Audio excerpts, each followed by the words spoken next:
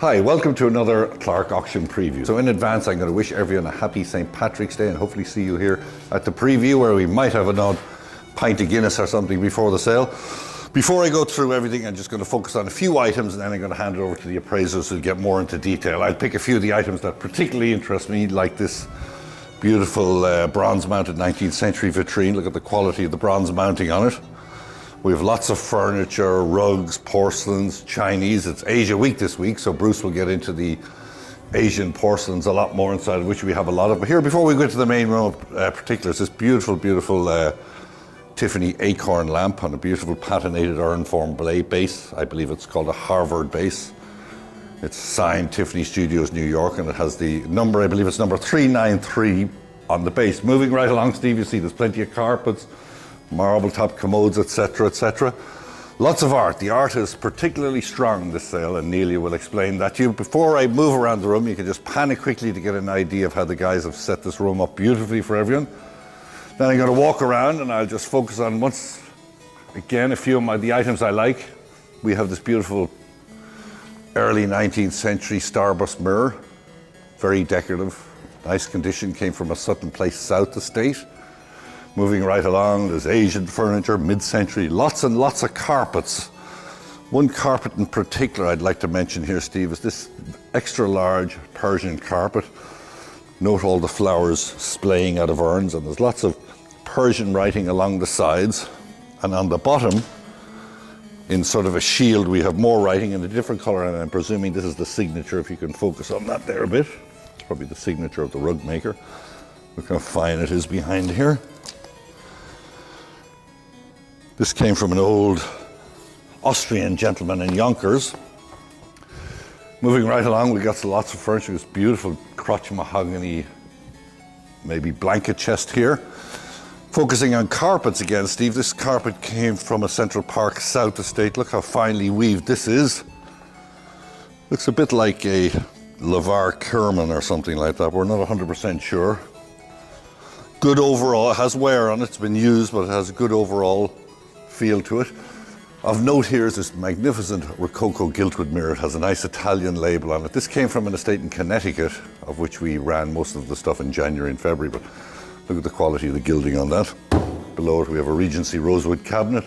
Right here, extra grade, beautifully painted chinoiserie decorated secretary bookcase with the arched top and the nice etched star in the mirror.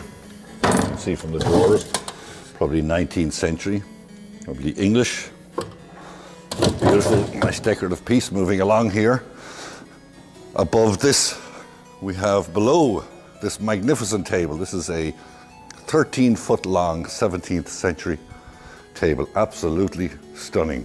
If you have the space for this, this is the piece, in my opinion, this is the piece of the stale. See all the carving on the borders here, all the wood, big solid wood pegging. Beautiful patina on it. And right below it we have this carpet. This table actually came from Poughkeepsie. Below it you have this absolutely beautiful rug. It's Chinese, probably Peking. Small bit of wear over here, but in general in good shape. You can see the pheasants, landscape, you've got rabbits, you've got dogs. Well, I'll finish with that. And once again, a very happy St. Patrick's Day. We have lots more stuff coming in right up until sale date. And with that, I'm going to hand you over to Bruce. Thank you. Thanks, Ron. Welcome to another video walkthrough, and I'll just show you a few highlights here in the lobby. For this upcoming sale is a pair of 19th century Chinese hardwood tall stands or sensor stands with beautiful little stylized dragon detail. A pair of Chinese plaques, mid-20th century, not early ones, beautifully painted. And here a pair of 19th century large, patinated and gilt bronze candelabras of classical women. If you can see the size of that and the weight. Here's the other one, the other stand. We have a good assortment of Chinese. Of course, we're always looking for Chinese. A pair of eggshell porcelain vases turned into lamps later in life. One unfortunately has a hairline, but they have beautiful little bat wing handles and beautifully painted. And in here, Steve, if you can step back and get the scale of this, I'll say it's late 19th century or turn of the century. It's a Chinese export silk embroidered panel with birds and flowers and butterflies. We actually folded it at the top so it would fit here. It's bigger than this, approximately 14 feet long and 5 feet wide. And you can see the detail and the quality of each of these little embroidered butterflies and a peacock, a central peacock. And down at the bottom, a beautiful bird. And something to bring your attention to. I took it in terrible condition. We're selling it in as-is, brittle, dry condition, but a pretty extraordinary and probably 18th century scroll painting. You can see all the details on our website, but if you can see the quality of this hawk right here, it's terrific with signatures and seal marks. It's going to need restoration, significant restoration, but it's a beautiful antique Chinese scroll. And if you just want to scan the showcase, mostly Chinese, here's a mixed lot of Japanese and Chinese. It's a big lot here. Another Chinese jadeite bowl, a beautiful Japanese pierced vase with an interior cylinder vase. A pair of 20th century vases here, but nice size and signed. Another group lot up here, including this nice lamp. And here a pair of plaques, probably early to mid 20th century. Hopefully early 20th century, maybe even late 19th century. You can see the details on our website again. This one might be the older of the two. They come in more contemporary frames. We took them out. This is part of a lot, 3-piece lot, but just the best quality Chinese embroidery with metallic thread, and even the border is embroidered. Comes with 2 unusual pith paintings, 1 lot. And here are some other Asian items, mostly Chinese on the bottom, mostly 20th century, but all good quality, all from an estate, I don't know, in Great Neck or Long Island. And here's a nice lot here. This came from a local Hartsdale estate, I believe. And this is a beautiful antique Chinese ivory, I guess a cylinder vase with deeply carved dragons. And these are Southeast Asian or Indian, both antique. Anyway, a nice tray lot of ivory. And from the same estate, all Japanese, netskis, boxwood figures, okimonos. There's a whole group of them, all good quality, mostly signed. Here's an octopus, here's a double-sided face, a little frog, a monkey. Most of them have glass eyes. And a big one, a woman in a barrel or a tub. That's a very large one. Some other Chinese items, a pair of vases back here, kind of Fa vases. Should be late 19th century or turn of the century. They were drilled into lamps. But a beautiful aubergine color with turquoise blue. Some more Chinese items. Another lot from our estate of mostly 20th century, but I think this one is early 20th century and signed. A little Famille Jean makeup box, I guess. 1 lot. A lot of Heron with a Meissen figure. Here a lot of 18th and 19th century Battersea or enamel boxes, some as is, but a very large and generous lot. And to get off Chinese for one moment, a nice French Goyard, signed Goyard steamer trunk with all its inserts, 4 or 5 inserts. It's going to need a little restoration, but really a terrific vintage leather steamer trunk. And all through the gallery, here's an antique Chinese garden seat, That one's a little as is. There's 3 other Chinese garden seats that aren't antique, maybe mid 20th century, maybe one of them's a little earlier. Here's a beautiful Chinese antique piece. It's repurposed from a temple or something else. They made it into a window valance. But if you can get the detail, and this is all gilded and finely carved and quite large. And here we're glad to have Chinese furniture, of course, a hardwood etagere. And behind you, Steve, sorry to make you turn. Behind you, a nice little early 20th century folding tray table. Chinese, beautiful design on that, and quality and wood choice. Folds all up, easy transportation. One of the other barrels. We have mirrors, antique mirrors. I'm going to show you one mirror, if you don't mind following me, Steve. Here's a Japanese Godo harp. 5 feet long, I guess, maybe 6 feet long. There's maybe a Swedish or Baltic tabernacle mirror, I'd call it, but with really wonderful neoclassical designs with the harp and the musical instruments and really good original gilding and condition. And here a Chinese Celadon vase mounted in the 19th century in France with gilded bronze candelabra parts. One is loose. There's a couple flower heads missing, but a really beautiful Chinese crackle glazed, almost Celadon vase. And right from here, Steve, if you can just pan all those Chinese stands, mostly being sold in lots of 2. And my last item for today is this Japanese embroidered silk 4-panel screen. It does have a few tears, and it's going to need some restoration, but it's all in the background gold silk.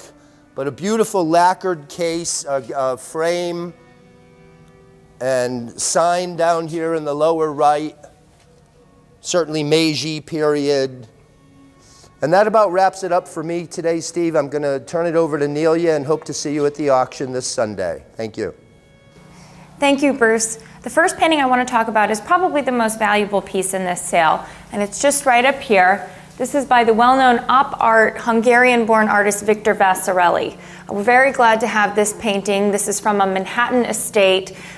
Beautiful work in mostly black and white. We've got a nice border along the edge. This is an oil on board. It is mounted to a backboard here, but done on probably a canvas board. And it is signed and dated on the back, also signed down in the lower center, and titled on the back. The title of the work is Calcis, done in 1956. What we also have on the back of the piece, which is terrific, are old labels from the original collector, and that was Richard Dreyfuss. Dreyfuss and his wife Ulla were well-known Swiss collectors. They did focus on a lot of post-war pieces. So this from their collection, and now here, offered with a $40,000 to $60,000 estimate. The next piece I want to talk about is also from a Manhattan estate. It's this work right here by George Lovett Kingsland Morris. Now this also a 20th century abstract piece, but done a bit earlier than the Vasarely. This was painted in 1937, and it's entitled Alaska. Now Morris was actually very concerned with art theory and art history. He believed that abstraction was the next step for contemporary artists, that they should break down colors and forms and lines into their most basic principles. So we can see that here. I like to think of this work, since it is called Alaska, as a walrus, though you can interpret it however you like. This is actually a double-sided piece. So I'll show you the back as well. Here we have another abstract work painted on the back, as well as a nice old Herschel and Adler Gallery label. So great work, great provenance. This is estimated at $8,000 to $10,000. Next up is this nice little oil on panel. This is by a female artist, Louise Fuller-Mornard. The artist was a 19th century female painter who did plenty of Orientalist scenes. Here, though, we have what might be Moorish street musicians. She was a French artist. I assume this may be a French street scene. We have a woman peering through the window, perhaps listening to the young boys playing. Signed and dated in the lower left corner, 1870. So a nice oil-on panel in original condition, very yellowed varnish, needs a cleaning, but I think it's really quite charming, quite beautiful. This is estimated at $1,500 to $2,500. This stunning oil-on canvas of a Chinese beauty with a silk fan was painted by Chun Ying-ming. Chun Ying-ming was a 20th century, still alive, contemporary Chinese painter. This was purchased by the consignor from Hammer Galleries in New York. We have spoken to Hammer Galleries. We have confirmation that this was purchased and painted in 1997. They were representing the artist in the 90s. But you can see a hyper-realist painting, beautiful tones and textures in the skin and in the fabric, just absolutely striking, estimated at $10,000 to $15,000. From the same consignor as the Chun Ying-ming comes this work by Horace Fisher. Fisher, a British artist painting in the 19th century. This, though, probably an Italian scene of young women picking oranges. You've got the women and the child down there, probably Mount Vesuvius out there in the background. A really nicely executed work. This has been lined. There has been some restoration done to it, but nevertheless a wonderful painting estimated at $2,000 to $4,000.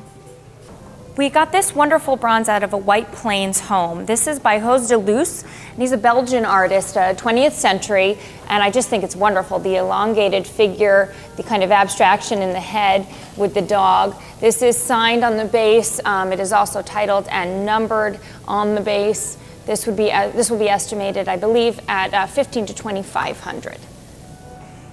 Back behind me is a nice large work, a contemporary painting that we took out of a Manhattan, New York estate. This work, possibly in oil or acrylic on canvas, done in an abstract manner, is signed and dated in the lower right corner, dated 78, we believe, for 1978. The work may be a Middle Eastern painting, signed in possibly Arabic in the lower right corner, that we have not yet been able to determine the signature or make it out. We hope one of our savvy buyers will be able to do so. We have it estimated at $600 to $900. We also have a really nice collection of old master paintings. A number of them came in during our last walk-in Wednesday. One I'll show you here is a crucifixion scene. We have Christ here on the cross with Mary Magdalene down at his feet. Although this is very dirty, very grimy, there are a lot of hidden details down here in the background. We have a skull down here signifying mortality. We have what's probably an Italian landscape in the back. We do know this originally came from St. Agnes Church in Manhattan. This was given to a very prominent doctor in the area and actually the father-in-law of the consignor for all of the good deeds he did in help healing the sick. So gifted to him and eventually made its way here. This is estimated at $600 to $900. Also from this grouping, we have up here St. Joseph with the Christ child. Really nice work. This is probably 18th century, if not earlier. The crucifixion also may be an 18th century painting, again from about the same period. We have the Virgin Mary. This one probably a little bit later, 19th century painting, but also a very classical scene of the young boy with the sheep. So a really nice grouping. We also have a nice half-length portrait of two young noblemen from the 18th century, but you'll have to take a look at that one on our website. This small oil is by the Lithuanian-born artist Arbit Bladis. We're very familiar with Arbit Bladis here. We've sold several works, including a still life a few sales ago. But this is a rather intimate painting. This is of Bladis's daughter Dorothea, who's actually sitting there at the drawing board, doing a drawing of her own. I think it's just a wonderful scene, very endearing. Also estate fresh, dirty. We need to get this one cleaned up to really see the potential in it, but it's estimated at $2,000 to $3,000, and the next buyer will have to go through with that. This is a nice New York painting of Washington Square Park, and this is by the well-known Paul Fried, the Hungarian painter. We've also sold plenty of his works, but here we have the Arc de Triomphe and some nice figures here. I just think it's a really nice, good early 20th century New York scene. On either side of me are two pairs of paintings that I want to discuss. The first, the bottom pair, are works by Jack Van Ryder. Van Ryder is known for his Western paintings. This one of an adobe village, probably Arizona. We have the day scene. We've got the sun high in the sky with minimal shadows, but a nice bright scene. And then to my left, we have the night or early evening twilight scene with the elongated shadows, which I just think are wonderfully done. Both very heavy craquelure, need a little bit of love and care, some restoration, estimated at $800 to $1,200. These come out of a local Scarsdale, New York estate. And then just up above, we have a pair of still lives. These are by Edmund Leavitt, actually an American-born Rhode Island artist. Here we have the urn with flowers, and then a more detailed painting to the right. We have the nautical shell and the ewer. These are beautiful works estimated at $1,000 to $1,500. Then in the middle, I want to talk about a painting from the early 20th century. This is by Bernard Carfuel. Carfuel was actually born in Hungary, but studied very much in the United States and in Paris. You can see some of the Parisian influences here, admired Cézanne, Renoir. This work of probably bathers in the forest was painted in 1926, and I think you can very much see Renoir's influence in this piece. We have a nice old downtown gallery label on the back. This is estimated at $2,500 to $3,000. Out of a Yonkers estate comes this nice, large Israeli oil on canvas. This bright, colorful work shows a lot of different textures. You see it in the carpet and on the floor, the tapestry in the back. It is signed and dated on the back 1960, although it's signed in Hebrew. This was purchased in Israel from the Israeli consignor. Oh, he's translated the Israeli name for us. You'll have to look in the catalog for that, though we haven't actually been able to ID the artist. We believe it was an artist painting in Haifa in the 1960s. But just a lovely painting offered with a $1,000 to $1,500 estimate. And then last but not least, I want to show you a pair of pastels. These works are by Mary Helen Carlisle, and she was an early 20th century painter, originally from South Africa, but worked in the United States. They're both garden scenes, and they're just so magnificent. The colors are still so bright and vivid. We've taken this one out of the frame. It is in very good condition. We do have a little bit of rubbing onto the glass, so probably needs to be remounted, but otherwise nice condition. Initialed MHC in the lower right corner, and then again here, the other garden scene with the fountain. We have the lily pond, also with the initial here. These are estimated at $800 to $1,200. Keen will now take over and show you some of the mid-century. We hope to see you on Sunday. Thank you. Okay, thank you, Nelia. We have a great selection of mid-century coming up, and I'll start right here with these low, unidentified chairs. These are some of my favorite chairs in the sale. Like I said, unidentified, but they just have some great attributes. These very low bases with the indents to the legs in the front.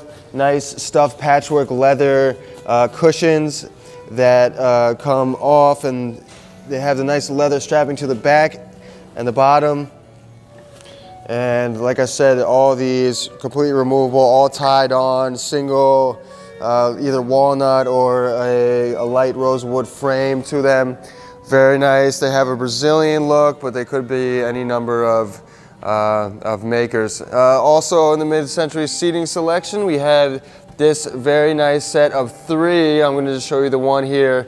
Lounge chairs, kind of a club chair with a cap on each arm. They have the nice brass capped feet. The feet have a single brass cap, unlike some other ones which are kind of put together. These are all marked Carpen. Carpen, as you know, sells the horn chairs that are very successful at auction. These are interesting because they are sequentially marked. The label on the upholstery to each of them is sequentially marked 890, 891, and 892, I think. So they are all from the same era, same family. I'll move on here to something a little more modern. A pair or a set of 4 Zanata marked Italian chrome and canvas chairs. Nice summery look. As the weather's getting nice, you might want to pick up a set of these. And these are together with a nice chrome and glass table. It's a little hard to see with the artwork on top, but nice smoked glass, double pane. This does extend to twice the length, and it has a pretty unique extension mechanism which kind of slides out and folds into itself, which is very nice, very compact when you don't need that. Right here we have a Pace burl walnut and chrome server, 3-drawer. 3-door with a drawer interior. Beautiful single chrome shoulder and elbow with the foot on there. Beautiful burling. The condition is all good except for just one small spot of varnish lifting. I mean, that could easily be taken care of, so not a big deal. More chrome chairs next to that, Steve. And we have more seating. Fritz Hansen, there's a set of, I believe, 6 of these chairs. Obviously the upholstery as is, as you can see. Comes with 2 extra bases as well. Fritz Hansen, obviously a great maker. These have the perfect age and a little bit of work and they'll be a very good find. Right here is a Dux Scandinavian sofa. A unique sofa in the fact that you don't see too many more of these in the 4-seater, the long sofa. This is in great condition, very clean, great color. It's a grayish brown, one of the better ones that I've seen personally. And speaking of one of the better ones that I've seen personally, this is a set sold as one lot of George Nelson, the home office line, I believe. The desk is nice blonde wood, nice steel frame and feet, very simple. And that will come together with this typist desk, the great George Nelson identifying poles here. They are both marked on the interior of the drawer as well. So right here we have a 3-piece Paul McCobb sofa. Upholstery is probably reupholstered, but very, very clean. Beautiful and simple yet elegant. Brass legs with a brass stretcher on both the chair attachment to the sectional and the 3-seater right there. You see it now as it was in the estate with the laminate top and brass outlined table there. A great 3-piece living room sectional, and in front of that is the recognizable and pretty famous Isamu Noguchi table. A great piece of glass on this, the oblong glass, very organic in nature. And this, the 2-piece, this has a slightly lighter shade to the base of that, which you don't see too often. Just a beautiful piece, very clean, and would make a great addition to any living room that you might have in the mid-century design. Okay, so I'm pretty excited to have this piece in the sale as well. This is a Michele DeLucci Cyclos light fixture for Artemidi, clearly labeled on the interior. Great condition, a little cleaning wouldn't hurt, but this is a great Italian piece that's pretty indicative of the Italian designers in the 60s and so forth. So I'm, like I said, excited to have this piece. This will also be with a desk lamp by Artemidi from E. Gismondi. And speaking of those, we have a lot of several lights and light fixtures, floor lamps, table lamps by various designers. This one is E. Marie and G. Fazzina for Artemidi. Several other, these are just 2 of 4 lamps that are in this particular lot by Artemidi. 2 of them are unlabeled but attributed to Artemidi, and 2 of them are clearly labeled in a number of places, including this and 1 other table lamp. So that is just a small selection of what we will have in the sale. Lots of other items that you should be sure to check out on the website. I'll shoot you now to Whitney, and I hope to see you there March 16th. Thank you. Thank you, Keenan. I'll be presenting you with a selection of the jewelry and sterling in our March 16th auction, starting with this Deco sapphire and diamond bracelet from Mariah Estate, and moving on to this Chapard necklace from a Piermont home.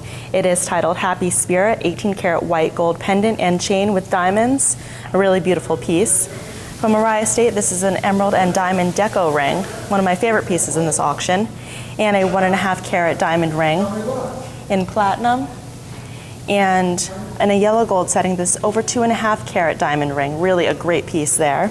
And one of our multi-piece jewelry lots in this auction, one of many, is this lot here, gold-filled bracelets. We have a Victorian hair necklace, a little 14-karat gold pocket watch, 14-karat gold other pieces, a beautiful carved coral brooch.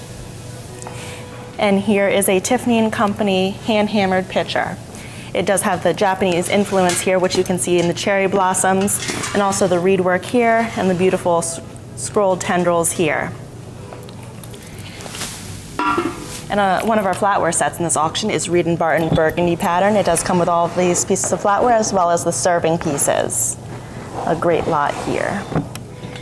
And another multi-piece lot in the sale of sterling is this lot here. We have pedestal bowls, a child's cup that comes with a child's spoon, many vanity pieces. We also have a 17th century apostle spoon, a very interesting piece. It is dated on the back 1642. Another piece that I like is this little perfume bottle. Interesting. And one of our Judaica lots in this auction is this multi-layer or tier Seder plate. It does have a hinged door, nice gallery on the top, and these nice little bird finials. A mid to late 19th century great motif centerpiece is this piece here, which we believe to be by Alexander Macrae of London, circa around 1866. It is a great piece. And last but not least, we have this 19th century continental gilded silver Neff ship. It does have great enamel work. It's encrusted with jewels and seed pearls. It is really beautiful, and it is hallmarked Austrian 935 silver. A beautiful piece, really quite extraordinary craftsmanship. And that wraps it up for my section of the March 16th preview, and we hope to see you at our sale. Thank you.